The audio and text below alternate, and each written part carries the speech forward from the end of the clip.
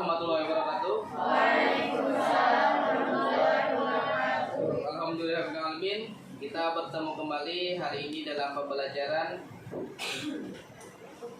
fikih, yaitu pada bab kedua. Sebelumnya Bapak absen dulu lah.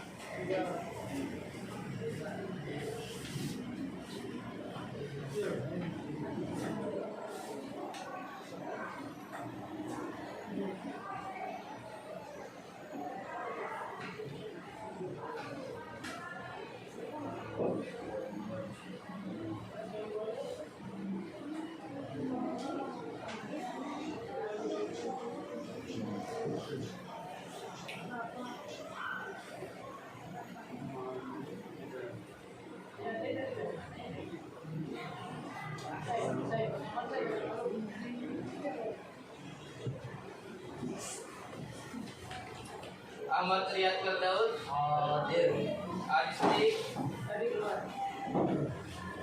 Ahmad Adib, Ahmad Muhajir, Alvin Kautsar, Aulia Fatimah, Faridah, Fathur Rahman, Fatia Azkia, Hayatul Nufus, Khairia, Khairatul Nida, Mahisa, Mariatul Asia, Maulana Gifa, Muhammad Badari, Muhammad Wahid, Muhammad Fadli, Muhammad Fikri, Muhammad Hamidi, Muhammad Ihsan, Muhammad Nasrullah, Muhammad Rehan, Muhammad Rio, Ida, Nurhana Amalia, Nur Haliza, Nur Al-Fakri, Raudatul Fitriyah, Rohim Nur, Saila Rahmatika,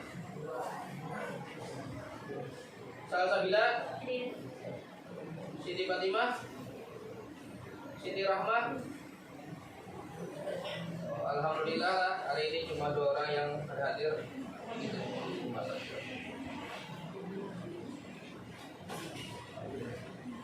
Selanjutnya kita akan sedikit pengantar dari Bapak sebelum masuk ke kelompok. Tapi sebelum memasuki pembelajaran, marilah kita berdoa semoga pembelajaran kita mendapatkan keberkahan dari Allah. Sebelum masuk ke pembelajaran, Bapak ada sedikit pengantar, yaitu tentang tujuan pembelajaran yang ingin kita capai pada hari ini. Yang pertama, setelah berdiskusi, peserta didik mampu menelaah sumber hukum Islam dengan benar. Kita akan membahas sumber hukum Islam. Yang kedua, setelah berdiskusi, peserta didik mampu menganalisis macam-macam sumber hukum Islam.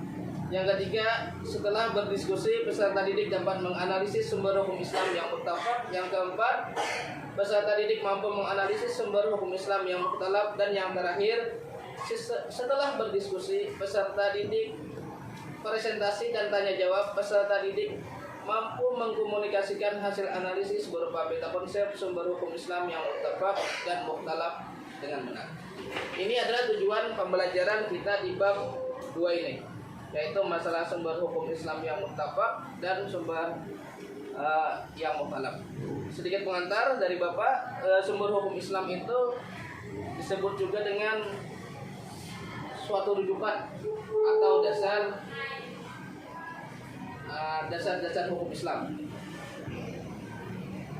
dan sifatnya itu bersifat dinamis, benar, mutlak, serta tidak pernah mengalami kemandekan, kepanaan ataupun kehancuran. Artinya kan sumber hukum Islam itu udah pasti, apalagi nantinya ada sumber hukum Islam yang pertama, yaitu masalah Al-Quran. Al-Quran tidak bisa dibantah dan tak terbantahkan. ada dua sumber hukum. Yang pertama, sumber hukum Islam yang mutlak, yaitu sumber hukum yang telah disepakati oleh seluruh ulama, yaitu Al-Quran, hadis, ijma dan qiyas. Yang kedua, sumber hukum Islam yang mutlak yang tidak disepakati, yaitu sumber hukum Islam di kalangan para ulama diperselisihkan oleh para ulama, yaitu istihsan, masalah musalah, istishab, uruf, madhab sahabi, sadul zari'ah, dan syakuman qablana. Selanjutnya kita akan presentasi kelompok pertama, yaitu tentang sumber hukum Islam yang mutlak. Kepada teman-teman dari kelompok pertama, silahkan maju ke depan.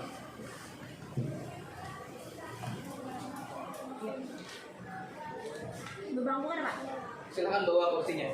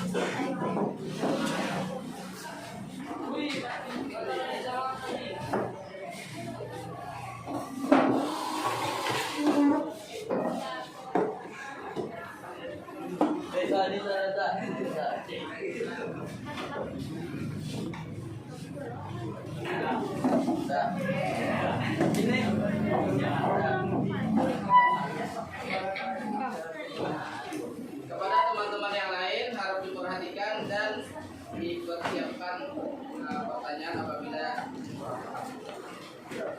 pada kelompok pertama kita dipersilakan satu orang sebagai pembawa acara.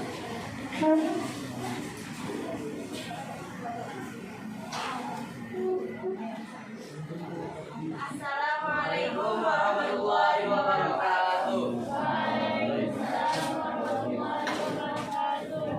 Kami dari kelompok 1 terdiri dari saya Maria Fatia dan Nabila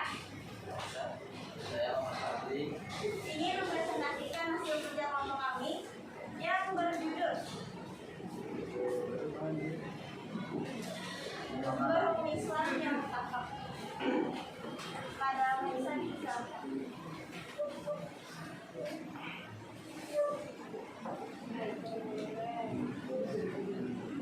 Hukum merupakan sebuah hukum dari sumber hukum dari agama Islam yang dimana akan dilakukan kesepakatan oleh seluruh elemen yang berasal dari agama Islam. Al-Quran atau Quran dari Arab. Al-Quran adalah sebuah kitab suci dalam agama Islam, yaitu kalam Allah Subhanahu wa Ta'ala. Umat Muslim percaya bahwa Quran diturunkan langsung oleh Allah kepada Nabi Muhammad melalui malaikat Jibril, berangsur-angsur selama 22 tahun, 2 bulan dan 22 hari atau rata-rata selama 23 tahun. Dimulai sejak tanggal 17 Ramadan. Pengumpulan Al-Quran ditempuh dengan cara pertama, jamu sudur para sahabat Muhammad yang bergembala. Setiap kali Nabi Muhammad Sallallahu Alaihi Wasallam menerima wahyu, hal ini bisa dilakukan oleh mereka dengan mudah terkait dengan kultur budaya orang Arab yang menjaga turas peninggalan nenek moyang mereka, yang antaranya berupa syair atau cerita dengan media hafalan, dan mereka sangat masyhur dengan kekuatan daya hafalnya. Kedua, al-jamu fi sudur ini yaitu wahyu turun saat Nabi Muhammad berumur 40 tahun, yaitu 12 tahun sebelum hijrah ke Madinah hingga wafat pada tahun 632. Umat Muslim menghormati Al-Quran sebagai sebuah mukjizat terbesar dari Nabi Muhammad SAW, sebagai salah satu tanda dari kenabian dan merupakan puncak dari seluruh suci wahyu yang diturunkan oleh Allah Subhanahu wa Ta'ala sejak Nabi Adam dan diakhiri dengan Nabi Muhammad SAW. Setelah Nabi Muhammad SAW wafat, para sahabat segera menyusun dan menuliskan kembali hafalan wahyu mereka. Al-Quran menjelaskan sendiri bahwa isi dari Al-Quran adalah sebuah petunjuk. Al-Quran digunakan bersama dengan hadis untuk menentukan syariat. Kedudukan Al-Quran. Kedudukan Al-Quran merupakan satu-satunya sumber yang pertama dan paling utama dalam hukum Islam. Sebab Al-Quran merupakan undang-undang dasar tertinggi bagi umat Islam, sehingga semua hukum dan sumber hukum kita boleh bertentangan dengan Al-Quran. Sifat Al-Quran dalam menetapkan hukum yaitu sebagai berikut: tidak memberatkan atau menyusahkan, tidak memperbanyak beban atau tuntunan, berangsur-angsur dalam mensyaratkan sesuatu. Macam-macam ayat Al-Quran. Al-Quran adalah hafal berbahasa Arab yang diturunkan Allah kepada Nabi Muhammad melalui perantara malaikat Jibril yang sampai kepada kita secara mutawatir, dan yang membacanya merupakan ibadah. Al-Quran merupakan wahyu yang nampak, wahyu al-zahir, yaitu pesan Allah kepada Nabi Muhammad SAW yang disampaikan oleh malaikat Jibril dengan kata-kata yang sebenarnya dari Allah. Dengan melihat Al-Quran kita bisa mengetahui apa yang semestinya kita lakukan. Kita tahu mana yang baik dan buruk, mana yang halal dan haram, mana yang boleh dilakukan dan mana yang hal dilarang. Itulah fungsi Al-Quran sebagai pembeda Al-Quran. Dilihat dari kejelasan maknanya, ayat Al-Quran terbagi menjadi dua, yaitu ayat muhkamat dan ayat mutasyabihat. Ayat muhkamat artinya ayat yang jelas maknanya, contohnya perintah salat dan puasa. Ayat mutasyabihat artinya ayat yang tidak pasti arti dan maknanya sehingga dapat dipahami dengan beberapa kemungkinan. Ayat mutasyabihat sifatnya dzanniyah, adalah dari yang hukumnya bersifat dugaan atau tidak pasti.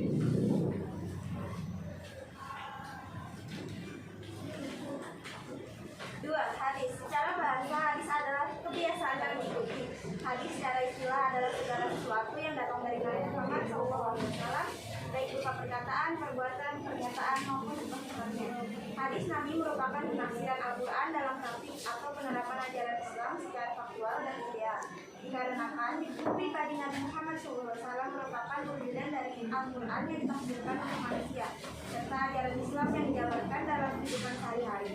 Para ulama telah bersepakat bahwa hadis dapat berdiri sendiri dalam mengadakan hukum Islam, seperti mengharapkan dan mengharapkan sesuatu, kekuatannya sama dengan Al-Quran. Nah, kedudukan hadis sebagai sumber hukum Islam. Hadis merupakan sumber hukum Islam kedua setelah Al-Quran. Kedudukan hadis atau sunnah disampingkan di bawah Al-Quran. Artinya, jika sebuah perkara hukum tidak terdapat di dalam Al-Quran, yang harus dijadikan sandaran berikut adalah hadis. Umat Islam harus berpegang teguh kepada kedua sumber hukum Islam tersebut agar mendapatkan keberkahan di dalam hidupnya. Sebagaimana firman Allah Subhanahu wa taala dalam surah An-Nisa ayat 80 berikut, artinya: barang siapa menaati Rasul, maka sesungguhnya dia telah menaati Allah. Dan barang siapa berpaling dari ketaatan itu, maka ketahuilah kami tidak mengutusmu Muhammad untuk menjadi pemelihara mereka. Kedudukan hadis dalam sumber hukum kedua setelah Al-Quran dijelaskan dalam hadis Rasulullah SAW berikut, artinya: aku telah meninggalkan kepada kamu dua perkara, kamu tidak akan sesat selama berpegang kepada keduanya, yaitu kitab Allah dan sunnah Rasulnya. Hadis riwayat Hari. Macam-macam hadis. Hadis terdiri dari hadis Saudiyah, yaitu yang diucapkan langsung oleh Nabi Muhammad, kemudian dinukil oleh sahabat dalam bentuknya yang utuh seperti apa yang diucapkan Nabi. Dua, hadis Fi'liyah, yaitu yang berkaitan dengan perbuatan yang dilakukan oleh Nabi Muhammad, yang dilihat atau diketahui oleh para sahabat, kemudian disampaikan kepada orang lain. Tiga, hadis Fi'liyah, yaitu perbuatan yang diucapkan para sahabat dan dilakukan di hadapan atau pengetahuan Nabi Muhammad, tetapi beliau mendiamkan dan tidak menolaknya. Tapi yang beliau tersebut dipandang sebagai persekutuan. Fungsi hadis. Sementara itu, fungsi hadis terhadap Al-Quran adalah sebagai penguat dan menjelas yang terdapat dalam Al-Quran. Adapun fungsi hadis terhadap Al-Quran dapat dikelompokkan sebagai berikut: 1. Menjelaskan ayat Al-Quran yang masih bersifat umum. 2. Memperkuat pernyataan yang ada dalam Al-Quran. 3. Menerangkan maksud dan tujuan ayat Al-Quran. 4. Menerangkan hukum baru yang tidak terdapat dalam Al-Quran. D. Unsur-unsur hadis. Suatu hadis memiliki unsur-unsur yang bertujuan untuk mendukung kebenaran hadis tersebut. Berikut penjelasannya. 1. Rawi. Rawi ialah orang yang menyampaikan atau menuliskan dalam suatu kitab apa-apa yang pernah didengar atau diterimanya dari sisi orang dunia. Bentuk dan Penyebabnya adalah dua. Perbuatannya menyampaikan hadis tersebut dinamakan merawi atau meriwayatkan hadis. Dua, matan. Matan hadis adalah pembicaraan, isi atau materi berita yang terdapat di dalam sanad terakhir. Baik isinya itu berupa sabda Rasulullah, ungkapan sahabat tentang Rasulullah, ataupun tabi'in yang menceritakan tentang perbuatan sahabat atau Rasulullah. Tiga, sanad. Sanad adalah sekelompok orang atau seseorang yang menyampaikan hadis dari Rasulullah sampai kepada kita sekarang. Juga dia dari ini adalah suatu perbuatan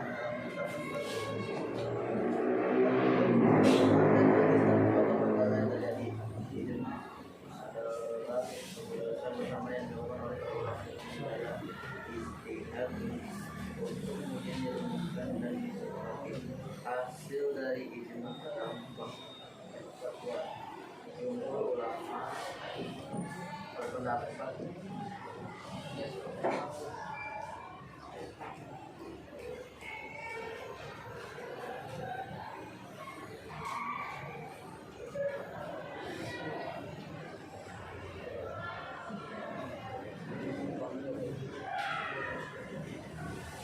Yes, adalah satu dari 40 rukun Islam yang disepakati. Yes adalah satu dari 40 rukun Islam yang disepakati oleh ulama. Dalam hal ini, yes menempati posisi keempat setelah Al-Quran, hadis dan ijma. Cara bahasa kias berasal dari kata akar, dan bahasa ya kisu, biasa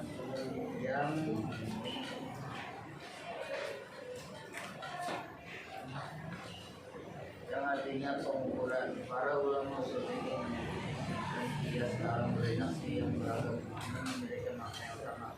Menurut istilah kias adalah menyamakan sesuatu yang tidak memiliki nas hukum dengan sesuatu yang ada nas hukum berdasarkan persamaan istilah atau maslahatan yang diperhatikan secara.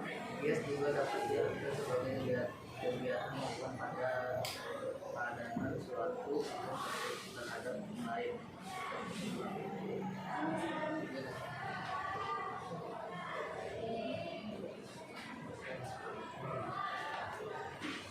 Kesimpulan dari pembahasan kami hari ini, seluruh hukum Islam yang hakiki adalah Allah. Al-Quran bukan sumber hukum, tapi dari hukum. Karena dikhawatirkan kalau Al-Quran dijadikan sumber hukum, akan melahirkan kecenderungan adanya pengabaian terhadap eksistensi Allah. Pandangan ini sebenarnya lebih bersifat teologis. Kapan kita terpaksa kita mengatakan bahwa Al-Quran adalah sumber hukum. Yang dimaksud sumber di sana dalam artian majazi. Dari syarak dilihat dari aspek kesepakatannya dibagi menjadi dua, yaitu dari syarak dan disepakati atau mutafaq, dan dari syarak yang tidak disepakati atau musalah. Dari syarak yang disepakati ada 4, yaitu Al-Quran, Sunnah, Ijma, dan Qiyas. Adapun dari syarak yang tidak disepakati atau diperselisihkan ada 7, yaitu istihsan, maslahah mursalah, ishab, mazhab, sahabi, syar'u, mahqablana, dan sabiqiyah. Saran sebelum kita belajar agama Islam lebih jauh terlebih dahulu, kita harus belajar sumber-sumber ajaran Islam yang kita pelajari sesuai dengan Al-Quran dan tuntunan Nabi Muhammad SAW yang terdapat dalam Al-Quran, As-Sunnah, Ijma, dan Qiyas. Sekian dari kami. Assalamualaikum warahmatullahi wabarakatuh. Waalaikumsalam warahmatullahi wabarakatuh. Terima kasih telah memperhatikan. Jika ada yang penasaran silahkan tanyakan, tapi kami cuma membuka 3 sesi tanya jawab. Silakan, siapa yang mau tanya? Ada Hayriah, silakan. Jadi persilakan. Assalamualaikum warahmatullahi wabarakatuh. Saya Hayrinya dari kelompok 2. Pertanyaan saya adalah, apakah setiap umat Islam boleh melakukan ijma? Langsung dia berbagi kampung dulu, Pak. Oke. Bertanya, silakan dulu. Perkenalkan, nama saya Nisa Fitri dari kelompok 8. Pertanyaan saya, bisa disebutkan kembali hadis dari kedudukan Al-Quran yang kedua? Terima kasih. Baik, kepada Nufus. Perkenalkan, nama saya Hayatul Nufus dari kelompok 3. Pertanyaannya adalah, jelaskan yang dimaksud ijma sukuti. pertanyaannya. Pertama-tama kami akan menjawab pertanyaan oleh saudari Helia. Pertanyaannya, apakah setiap umat Islam boleh melakukan ijma? Benar? Ijma tidak boleh dilakukan oleh sembarangan orang. Hanya mereka yang mencapai derajat mujtahidlah yang diperhitungkan pendapatnya. Apakah jelas? Jelas. Terima kasih. Pertanyaan kedua.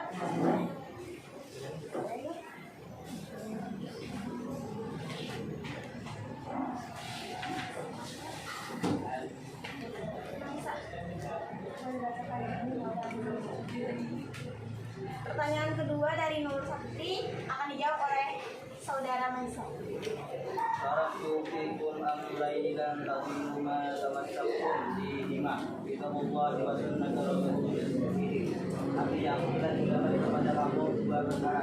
Kamu tidak akan sesat selama berpegang kepada terbanyak, yaitu kitab Allah dan sunnah Rasulnya.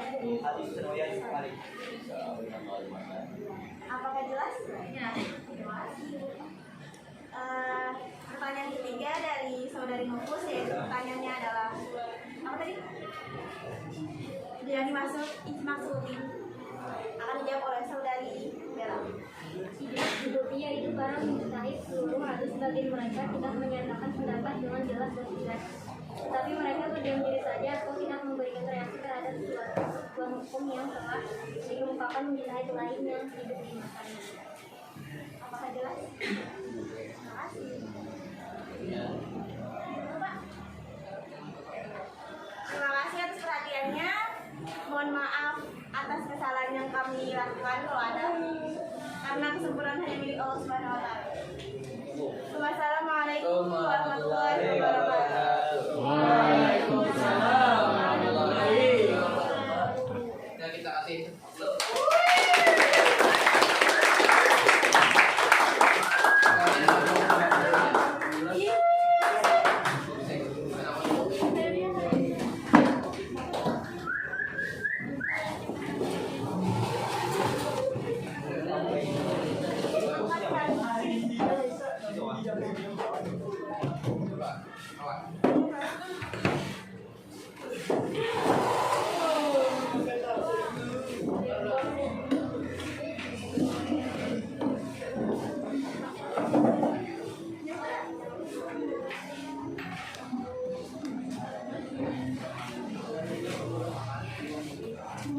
demikian tadi pemaparan makalah oleh kelompok pertama.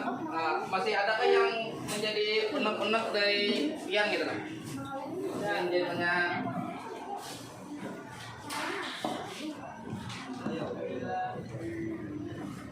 Apa?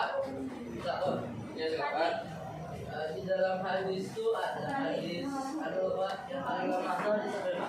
Hadis gaib, hadis gaib. Tapi kan itu hadis juga. Apakah boleh kita amalkan dalam kehidupan sehari-hari? Oke.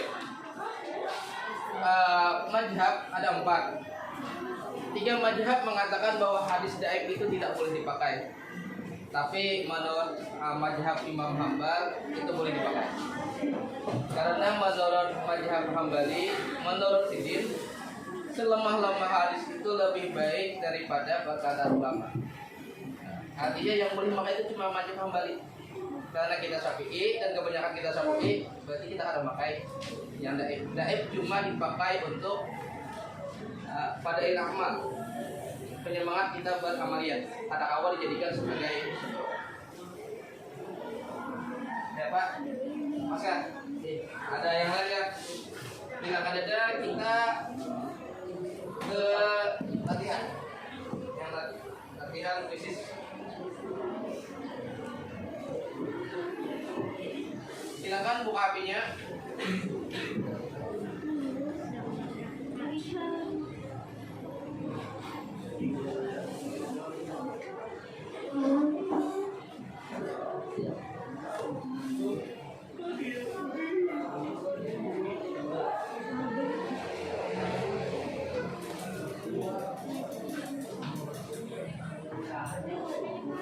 Silakan ketik puisis, ketik kodenya.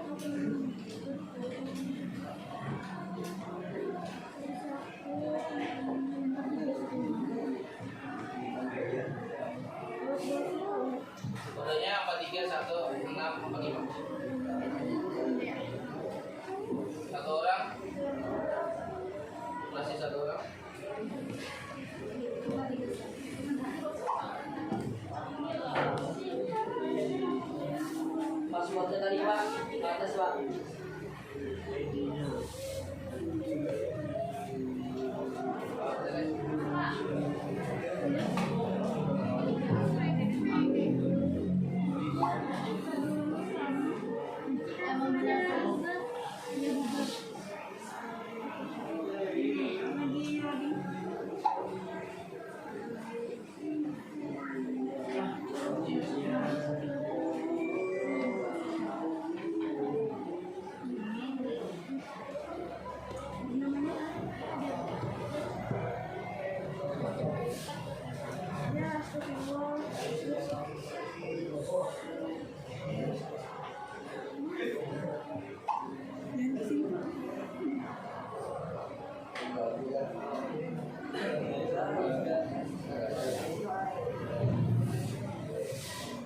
Mulai kita lagi. Ayo masuk. Nanti dia mulai. Ayo masuk. Banyaknya sudah jangkit. Nggak bisa.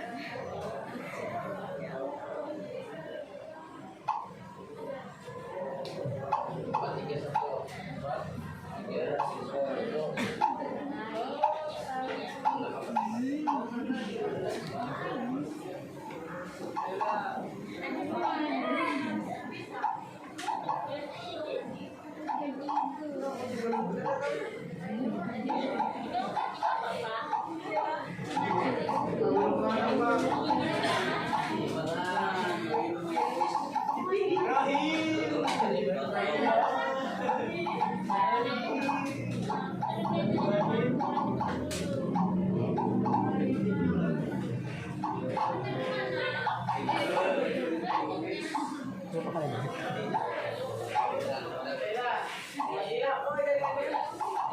Udah, buka klik mulai dah.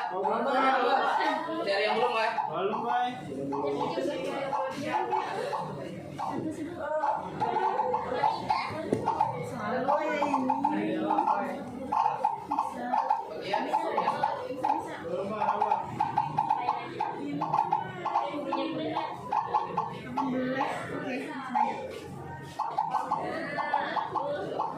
Kodenya 431645.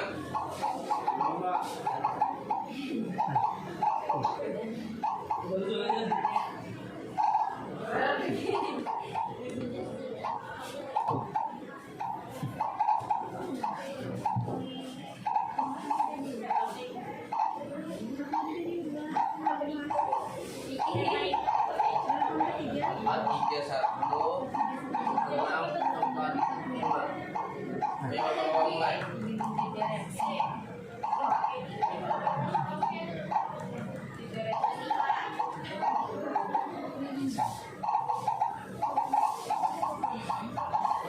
Tiga persen. Udah, kita mulai aja. Ini kodenya. Yang lain silakan mulai.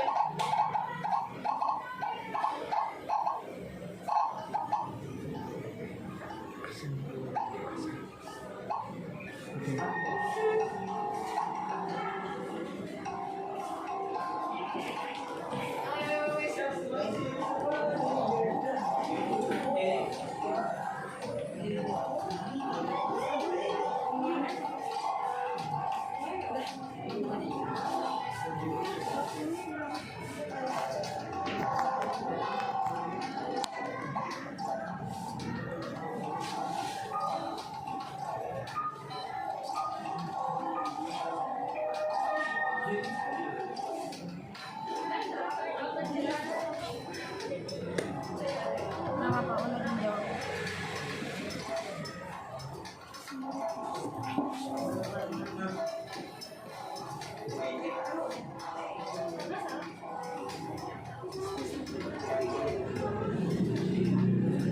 Salah tuh mah dia, masya Allah. Tidak memberatkan, mengurangi beban.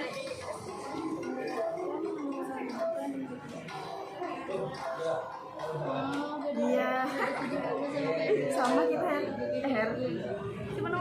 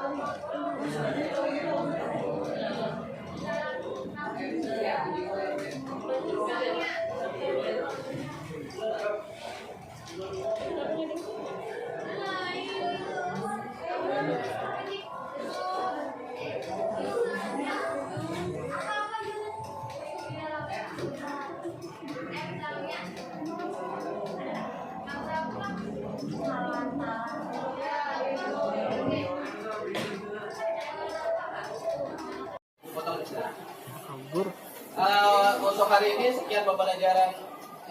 Jadi minggu depan kainan kita mempelajari tentang sumber hukum Islam yang talak.